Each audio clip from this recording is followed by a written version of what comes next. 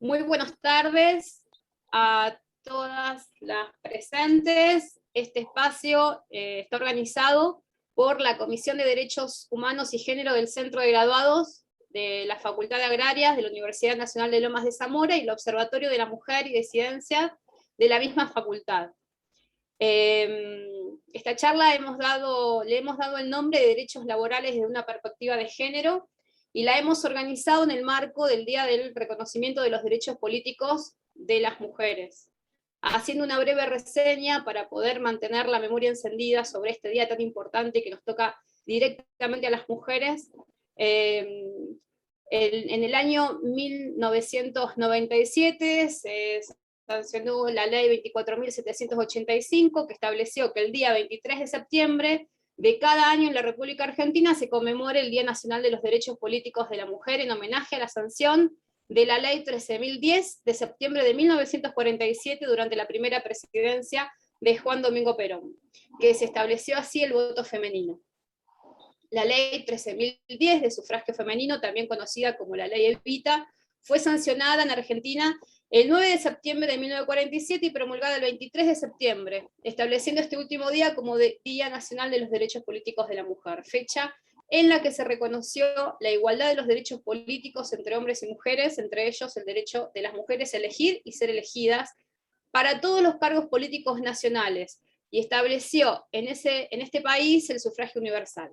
Fue aprobada durante el gobierno de Juan Domingo Perón y se puso en vigencia por primera vez en las elecciones presidenciales de 1951. La participación política viene de la mano de la inclusión de las mujeres en los ámbitos laborales, pudiendo cruzar la barrera de lo privado hacia lo público, asumiendo la participación política para la transformación de la sociedad.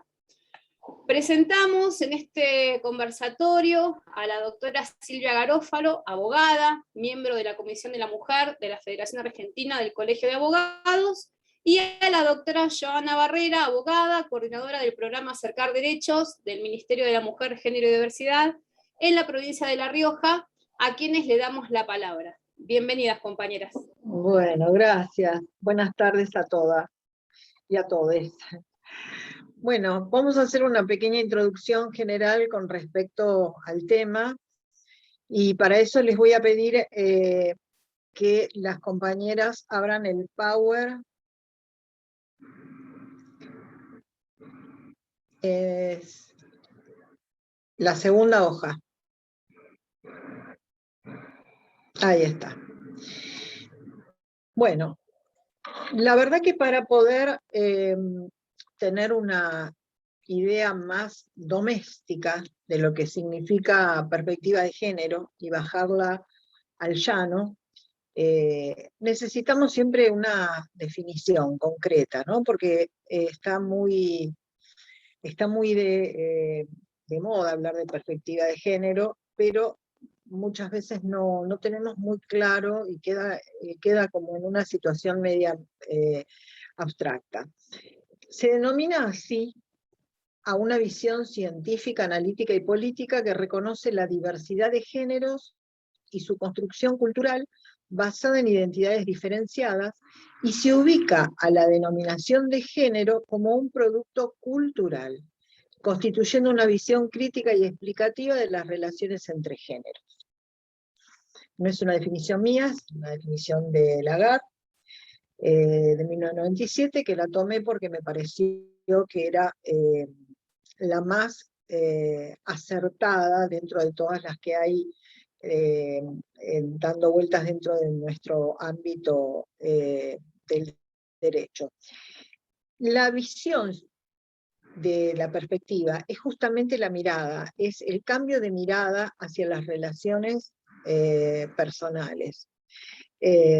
Y una transversalidad sobre las relaciones entre los estereotipos en los cuales nosotros vivimos prácticamente desde hace 2000 años, si no contamos mucho más para atrás, en donde ese estereotipo encasilla y encorseta a cada uno de nosotros por nuestro sexo biológico, y no sobre nuestro género, que es una cosa muy diferente. Esta visión y este modo de mirar la relación y la diversidad de los géneros es un producto cultural. El género es un producto cultural, es una construcción, no, nosotros podemos nacer con un sexo, pero nuestro género puede ser el que nosotros querramos adquirir por cómo uno se autopercibe. El tema de la perspectiva de género, ¿para qué sirve y cómo llegamos a este lugar? Llegamos a este lugar a través de muchos años de lucha de manera internacional, donde las mujeres han venido bregando por lograr el reconocimiento de sus propios derechos y de las distintas oportunidades que las mujeres tienen en relación de los hombres. Y además, como un derecho humano, o sea, como el respeto a un derecho humano, que es el permitir y observar las relaciones entre los hombres y las mujeres y los demás géneros, de una mirada, digamos, constitucional. O sea, esta lucha viene desde muy temprano con la sanción de la CEDAW. Vamos al otro panel, a la otra hoja.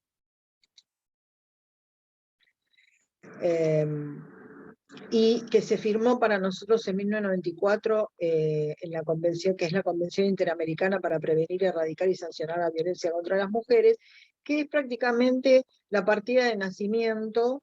La CEDAW es en el 79, pero eso fue en el ámbito de la ONU, y Belén do Pará es en el ámbito de la Convención Interamericana. Bueno, esa sería un poco la partida de nacimiento de esta mirada diferenciada que las mujeres vienen bregando que se tenga desde el Estado, desde la organización social. ¿Por qué? Porque la organización en la cual nosotros estamos viviendo es una organización patriarcal, donde los estereotipos son los que predominan y las mujeres ven sus derechos humanos disminuidos en relación a los varones.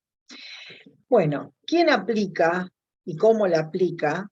En este caso, estos tratados, estas convenciones, obligan a los estados que las suscribieron a determinadas obligaciones, o sea, determinadas pautas que tienen que hacer respetar y hacer respetar. El medio de contralor para facilitar estos ejercicios de las mujeres y de las diversidades, no solamente de las mujeres, es el Estado, son los estados. Y hoy por hoy nosotros lo hemos adoptado como con rango constitucional todos estos tratados y los tenemos incorporados en las dos leyes. La ley 12.569 en la provincia, la ley 26.485 en nación. Con lo cual estamos dando cumplimiento a una parte de esos mandatos que surgen de estas convenciones y que nosotros hemos suscrito.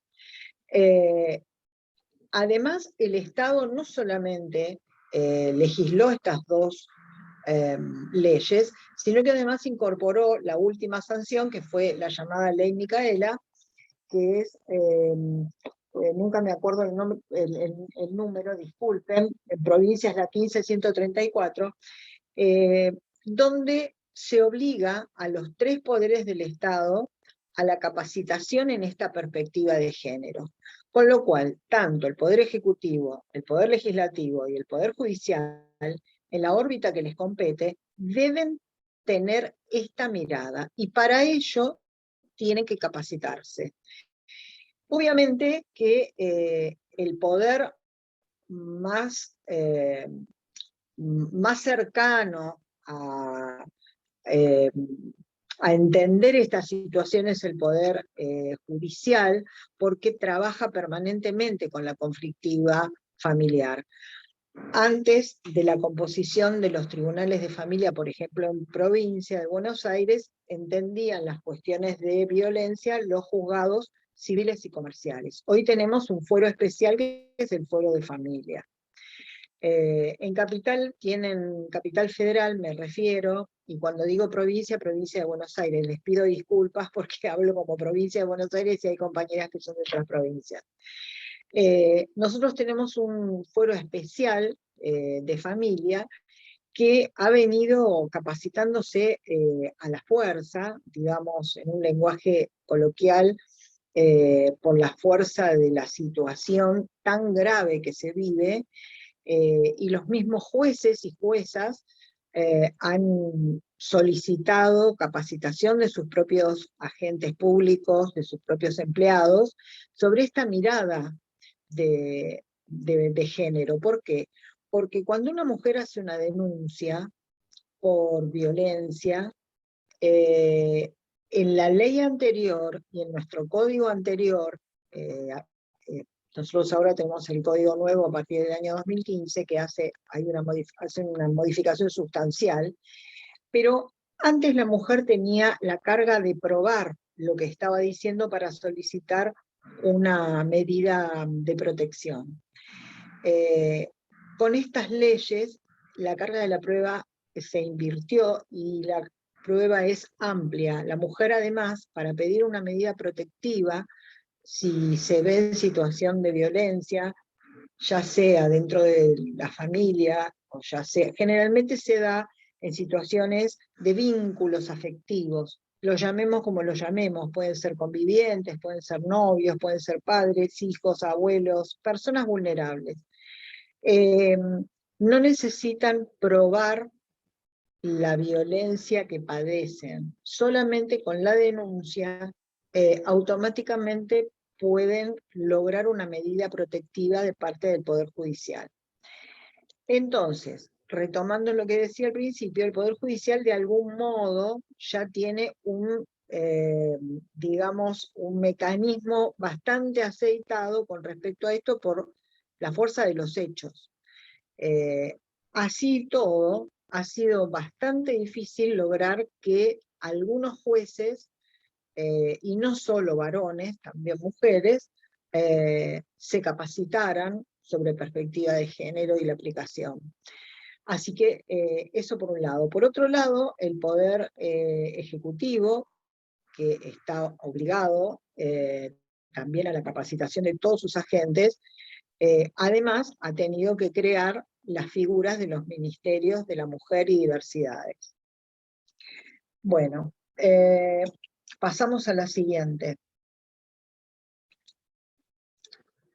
Bueno, es bastante común la mención de las acciones positivas que, traducido al lenguaje coloquial, son, por ejemplo, cuando decimos la ley de cupo femenino para la confección de una lista electoral, ya sea para elegir autoridades en una universidad o ya sea para elegir autoridades en elecciones nacionales, provinciales y municipales. Cuando hablamos de cupo, que ya por suerte tenemos el cupo de paridad, muchas mujeres dicen, no, yo no estoy de acuerdo con el cupo, porque la realidad es que todos tenemos los mismos derechos y yo me lo gano por mi capacidad. Bueno, eso es un mito, es uno de los tantos mitos que circulan dentro de nuestra organización social, patriarcal, y que se utilizan fundamentalmente para dominar de algún modo, muy sutilmente, las cabezas de las mujeres y las personas vulnerables.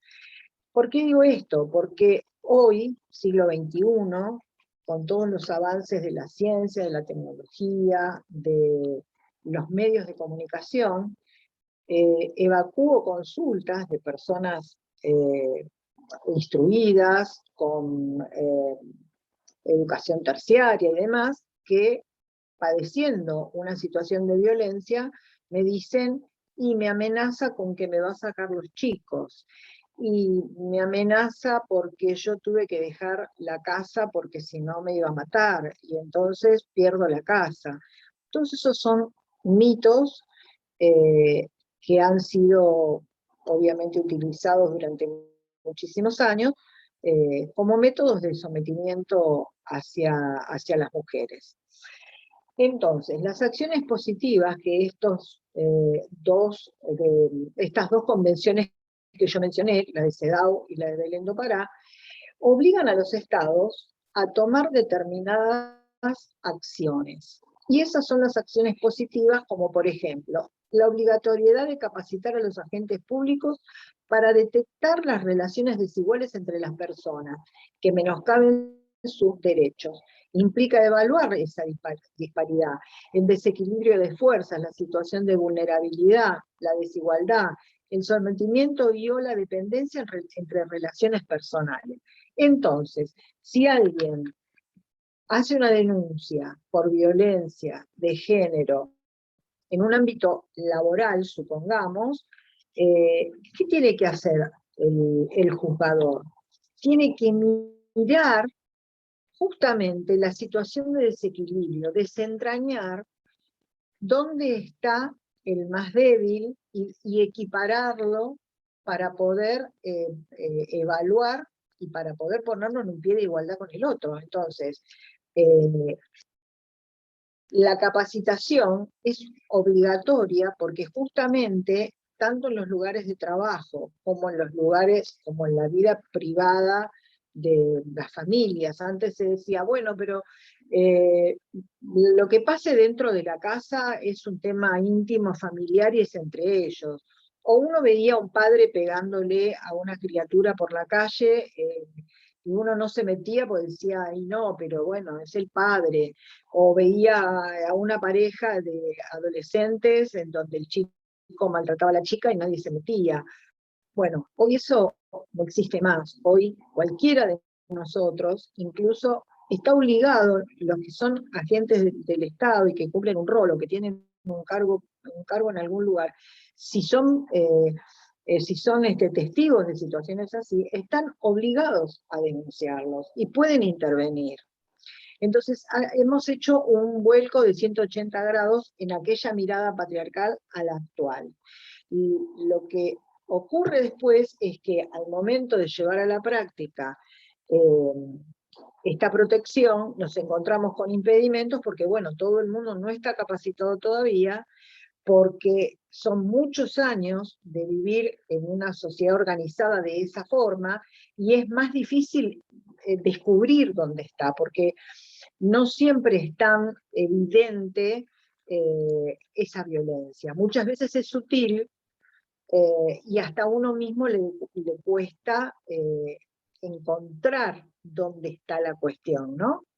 A veces parece ser que la víctima en realidad es la victimaria. En muchos casos en donde los hombres contraponen una propia denuncia de violencia o de impedimento de contacto diciendo, ella no me deja ver a mis hijos, o ella es violenta porque me manda mensajes y me acosa. Entonces, a veces es difícil aplicar esa mirada, por eso la capacitación. Bueno, otra de los ejemplos es establecer la paridad de géneros en los cargos públicos. Eso lo dije al principio. Hasta tanto esa paridad se pueda dar naturalmente, lo cual va a pasar bastante tiempo. Ojalá no fuera así. Pero esto ¿a qué nos lleva? Al famoso dicho de romper el techo de cristal. A las mujeres nos cuesta mucho más que a los varones llegar a determinados ámbitos, ejercer determinados cargos, ser empresarias. Nos cuesta muchísimo más que al varón, porque justamente el varón ha tenido prerrogativas a lo largo de estos años que le han permitido poder dedicarse un 100% a su trabajo, a lo que le gusta, a elegir una carrera, a no tener que criar a los hijos. Entonces, esa paridad en los cargos públicos, en los cargos selectivos y ejecutivos, es para nosotros hoy obligatoria. No es obligatoria en las instituciones de tercer, segundo y tercer grado, pero esto de lo consuetudinario, la presión que hace la sociedad, hace que muchas ONG, muchos organismos institucionales, se vean obligados a aceptar la paridad. Por ejemplo, yo soy miembro de la Federación Argentina de Colegios de Abogados, y hasta hace 2 años el consejo directivo, que es como si fuese un directorio en una empresa, ese consejo directivo estaba formado por 21 miembros, de los cuales 20 eran hombres y una sola era mujer. Recién hace año y medio, todavía no cumplimos los 2 años, logramos la paridad de género en ese ámbito de decisión. Lo cual fue una lucha de muchos años, ni siquiera de mi propia generación, sino de generaciones de colegas anteriores. Bueno, sigamos con la otra. Objetivo. Bueno, el objetivo fundamental de estas acciones positivas y de esta mirada de perspectiva de género que tienen que tener el Estado, ya sea con el Ejecutivo, Legislativo y Judicial, tiene como fin proteger los derechos humanos de la mujer o diversidades. Eliminar el miedo de la mujer, que la deja en un lugar de debilidad, de miedo, de terror. La experiencia violenta subsume a la mujer en un estado de reducción. Nosotros hay casos donde decimos, acá hay reducción a servidumbre no por la cuestión física, sino a servidumbre mental, psicológica.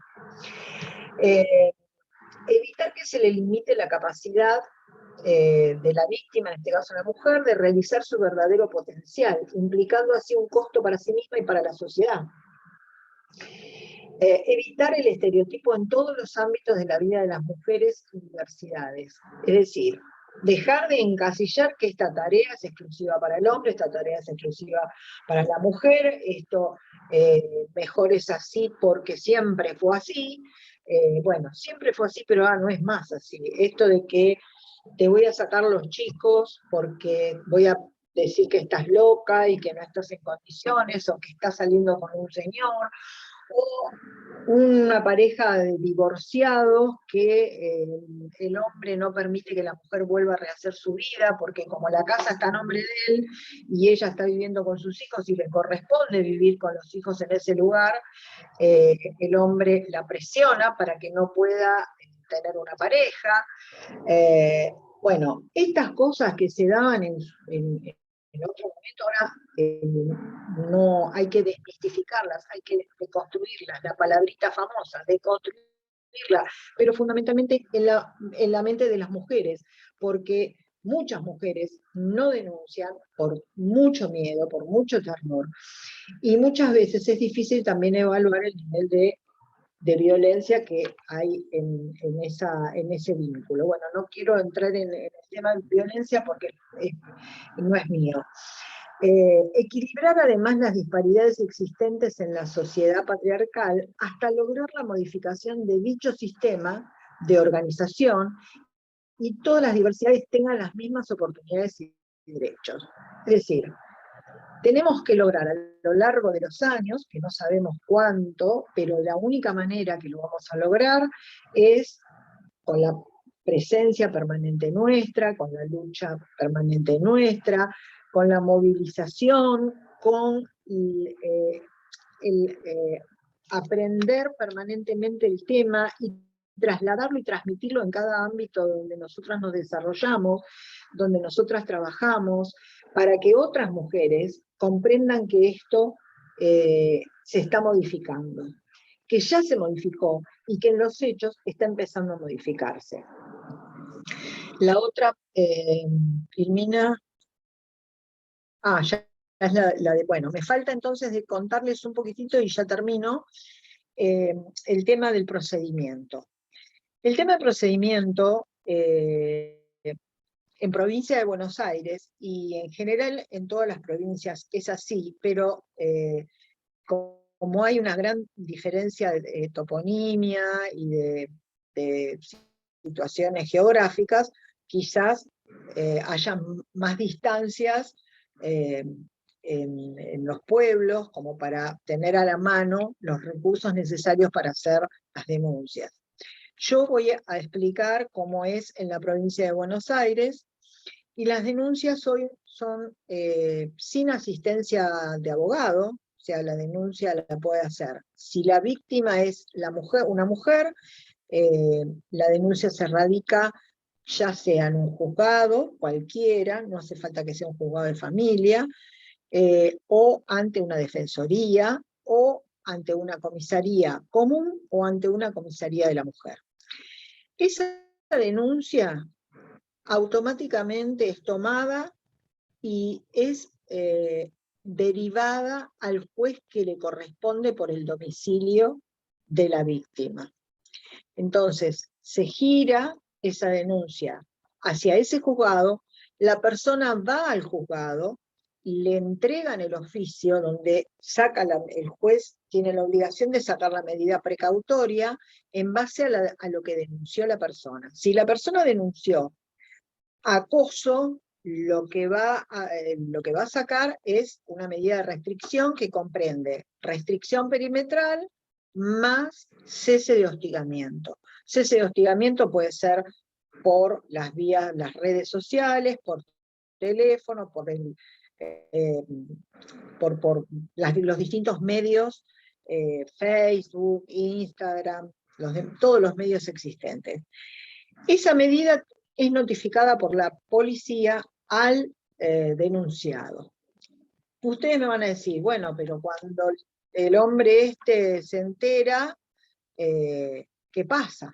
Porque obviamente va a tener una reacción. Bueno, para eso la mujer debe, antes de hacer la denuncia, debe asesorarse. Para asesorarse tiene varias instancias. Tiene los consultorios jurídicos gratuitos de los colegios de abogados de la zona donde vivan, todos tienen un consultorio gratuito que atienden las situaciones de violencia, los centros de asistencia jurídica, en donde generalmente funcionan en el ámbito físico de las municipalidades, los consejos provinciales de la mujer, que también después tienen consejos municipales de la mujer, los observatorios municipales de la mujer. Entonces, tienen un montón de vías donde primero recurrir para asesorarse cómo hacer la denuncia cuando estamos frente a un violento. Porque hay que tomar medidas de precaución para no exponer a esa persona a que tenga un desenlace fatal, porque uno no sabe hasta qué punto el violento puede llegar a consecuencias dramáticas. Entonces, lo que se les dice generalmente es que tienen todos estos espacios y lugares, y juzgados de paz. Muchas veces suele suceder que estos lugares están a distancia, o a bastante distancia, de los domicilios de quien tenga que hacer la denuncia. Por ejemplo, en el conurbano bonaerense, en el segundo y tercer cordón, tenemos la primer comisaría de la mujer o el primer juzgado de paz a 30 kilómetros o 50 kilómetros, con lo cual la mujer se tiene que trasladar hasta allá, muchas veces no dispone del dinero para hacerlo, con lo cual sirve hoy por hoy utilizar el 911 para casos de urgencia, y tratar de que, si nosotros podemos o tenemos conocimiento, que esta persona ponga en conocimiento del resto de sus afectos lo que está ocurriendo, porque como es un tema muy vergonzante el padecer la violencia, porque muchas veces la familia le dice a la víctima, bueno, pero si es así, ¿por qué seguís con él? O te pegó y ahora volviste. Bueno, ese es el círculo vicioso de la violencia. Hay un componente de sumisión, y que es como un círculo que hasta que se puede cortar lleva un tiempo.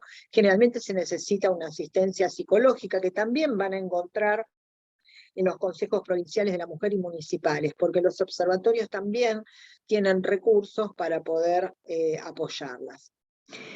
El procedimiento de violencia es un procedimiento que queda latente y depende de que lo inste la situación. Es decir, si la mujer sigue con problemas, tiene que volver a presentarse en el expediente, explicar lo que está ocurriendo, pero siempre apoyándose en los lugares en donde ella fue asesorada. Pero tienen que saber que no necesitan un patrocinio letrado.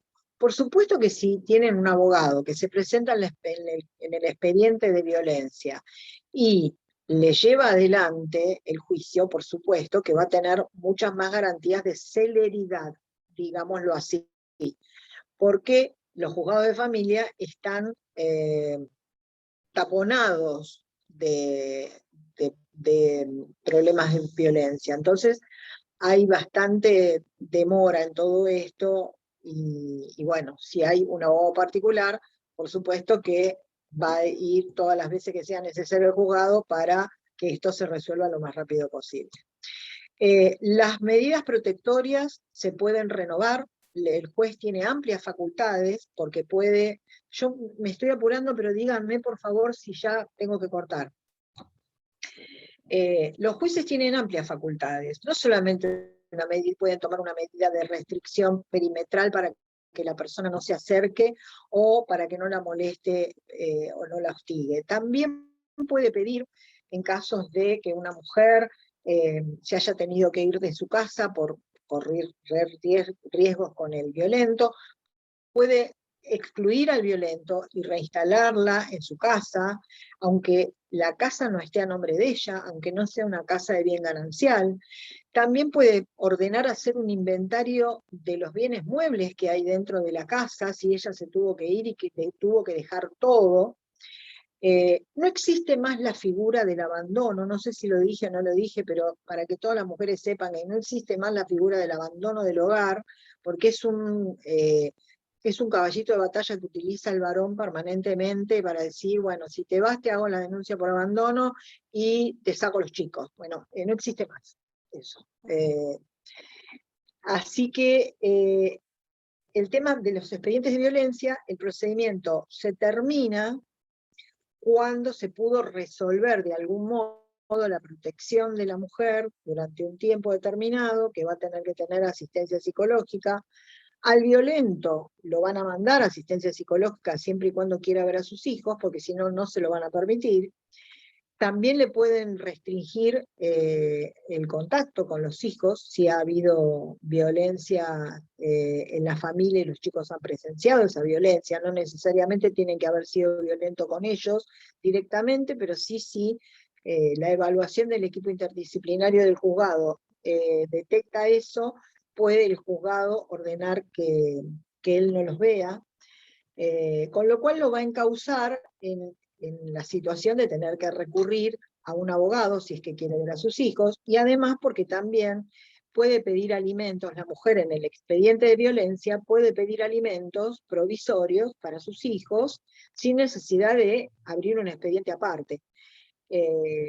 Con lo cual tiene la gratuidad del procedimiento, la medida precautoria de protección, los alimentos para los hijos, la exclusión del violento de la casa, si es que todavía están conviviendo, la orden puede ser excluirlo, pero vuelvo a repetir, esto está dicho muy bien así, pero siempre tiene que haber primero una preparación para todo esto, porque nunca sabemos cuál puede ser el desenlace, porque no se puede evaluar totalmente la reacción de la persona violenta. Bueno, hasta acá más o menos sería la parte general y el procedimiento de un expediente de violencia en la provincia de Buenos Aires. Les agradezco a todas por la escucha. Bueno, buenas tardes. ¿Me escuchan? Ahora sí, vamos a... Gracias, Silvia. Gracias a vos. Vamos a entrar de lleno a la parte de lo que es violencia de género, siguiendo la línea de lo que venía hablando Silvia, respecto a la perspectiva de género, dentro de de la normativa, que hizo mención también Silvia, la Ley Nacional 26485, que es la que regula las violencias por motivos de género y contra las mujeres, pero también hace una amplitud respecto a las LGTBI+. Define esta ley, en su artículo 4, qué es la violencia por motivos de género, entendiéndola como las violencias contra las mujeres en todas las conductas, acción, omisión, que sea de manera directa, indirecta, tanto en el ámbito público como en el ámbito privado, que estén basadas en una relación de desigualdad de poder que afecte la vida, la libertad, la dignidad, la integridad física, psicológica, sexual, económica o patrimonial, como así también su seguridad personal. Cuando habla de esa acción, que esa conducta, acción u omisión, puede ser con la acción, que lo que venía hablando Silvia, es un hacer, o la omisión es el dejar de hacer, sería del sujeto, en este caso, del hombre hacia la mujer. Y no siempre va a ser así, y ya después se los voy a explicar por qué. A veces también puede ser de una mujer hacia otra mujer, o hacia incluso un LGTBI+. Cuando hablamos de esto, de la sujeción de poder, se refiere a que la ley hace referencia cuando existe una desigualdad que es estructural entre los géneros, es decir, entre el hombre y la mujer. El LGTBI+, porque hace una ampliación esta ley protegiendo los derechos también de esas identidades de género. Cuando también se ejerce, que es lo que les venía diciendo recién, respecto de una mujer hacia otra mujer, o LGTBI+. Y acá es importante mencionar esto, a veces cuando una mujer policía, incluso, esto lo traigo como ejemplo, ejerce violencia institucional contra una persona travesti o trans, por ejemplo. O cuando una funcionaria del Poder Judicial criminaliza a una mujer por no cumplir con esas expectativas del estereotipo, porque eso está muy arraigado dentro de una cultura o una sociedad, de lo que es ser buena madre. O cuando incluso la trabajadora del organismo de niñez toma medidas excepcionales contra una madre que es lesbiana, solamente por el prejuicio a las consideraciones que están basadas, lo que decía recién, en los estereotipos sobre la orientación sexual. Pasemos a la otra diapositiva, por favor. Respecto a los tipos de violencia, el artículo 5 de la ley hace referencia a cuáles son estos tipos de violencia. La física es la que se va a emplear contra el cuerpo de la mujer, produciendo el dolor, daño, riesgo, y cualquier otra forma, dice la ley, en cuanto al maltrato o la agresión que pueda afectar la integridad física. Bueno, acá esto es como es lo más común, respecto también a lo que venía hablando Silvia, que se da sobre todo en el seno doméstico, intrafamiliar, que es la violencia física, golpes, empujones, son parte de eso, de lo que es la violencia física.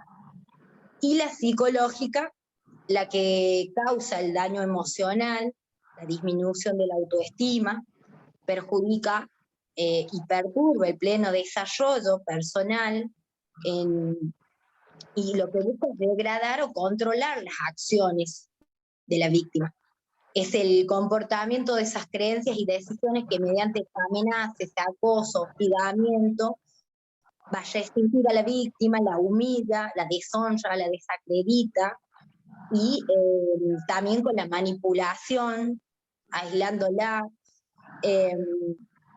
la vigilancia constante, también, por ejemplo, la exigencia de la obediencia, sumisión, la coerción, la persecución, el insulto. Bueno, son algunos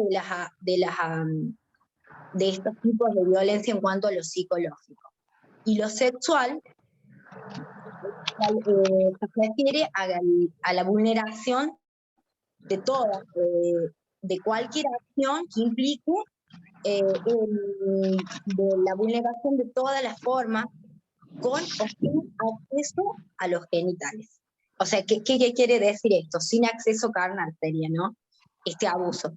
Es parte de lo que es este tipo de violencia también, en cuanto a la sería en cuanto a la voluntad de la mujer, distinta sexual o reproductiva, a través de la amenaza, la coerción, el uso de la fuerza, incluyendo la violación dentro del matrimonio, que muchas antes era tomado como algo muy, se podría decir lo que estábamos hablando ahora, normal, o era parte de eso, de que el cumplimiento de la mujer con el marido desde el lado sexual, lo cual es una vulneración en cuanto a su autodeterminación sexual. Económico y patrimonial, la que se refiere al menoscabo de los recursos económicos o patrimoniales de la mujer. Esto puede ser a través de ¿qué? De la perturbación, de la posesión, de la tenencia o la propiedad de sus bienes, la pérdida, la sustracción, la destrucción, la retención indebida de los objetos de la mujer, los instrumentos de trabajo, los documentos personales. A veces hay casos donde el hombre le sustrae no tan solo los documentos de la mujer, sino en casos de los hijos, para que la mujer no pueda salir, para que no pueda irse de la casa, inclusive. Y sobre todo, a veces en estos casos pasa puntualmente con las personas que son migrantes. Y que no tan solo pasa desde el ámbito doméstico, sino también en el ámbito laboral, con el tema de la trata, con la explotación laboral. Son algunos de los ejemplos que puedo traer y mencionar, porque hay casos que hemos conocido desde el programa en el que hoy estoy coordinando, bueno, acá en la provincia, pero el programa está por todo el país y son una de las tantas cosas que se dan respecto a la vulneración en cuanto a económica.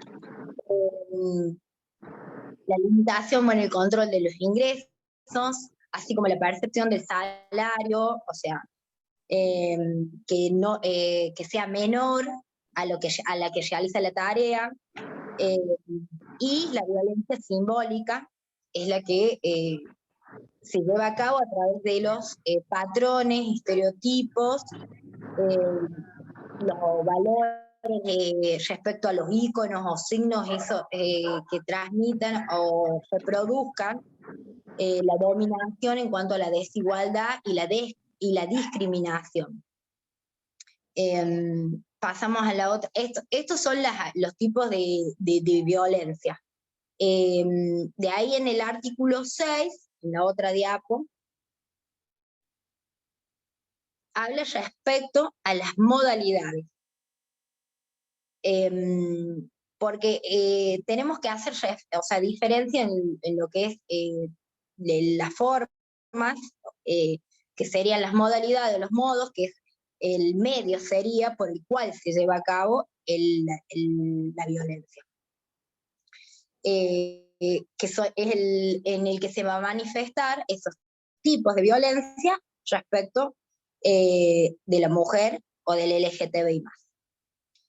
En este caso, tenemos la violencia doméstica contra la mujer, las violencias institucionales contra la mujer. En cuanto a lo que es la violencia doméstica, es la que se ejerce dentro del grupo familiar, que era lo que hacía mención recién yo, con los ejemplos que hablaba Silvia. Que es por lo general a donde más está dada también lo que es la violencia física. Lo cual no quiere decir que no se dé en los otros ámbitos, ¿no? Pero es lo que uno más conoce a veces por la propia práctica, es la violencia doméstica, unida con la física. Y la violencia institucional es la que se lleva a cabo, y esto creo que es muy importante, de los funcionarios o profesionales, personal o agentes que sean pertenecientes a cualquier órgano o ente o institución pública. Que tenga como finalidad retardar o obstaculizar, impedir a que la mujer pueda tener el acceso a políticas públicas y que ella pueda ejercer sus derechos, lo cual no tan solo los que están determinados en la ley, sino a todas las otras normativas. Respecto a la violencia laboral, y la resalté ahí porque me parecía que era muy importante, sobre todo para lo que nos habían llamado, o estamos en este momento planteando esto respecto a las violencias desde la perspectiva de género en el ámbito laboral. Se refiere a la discriminación de las mujeres en el ámbito del trabajo, ya sea público o privado. Constituye también violencia contra las mujeres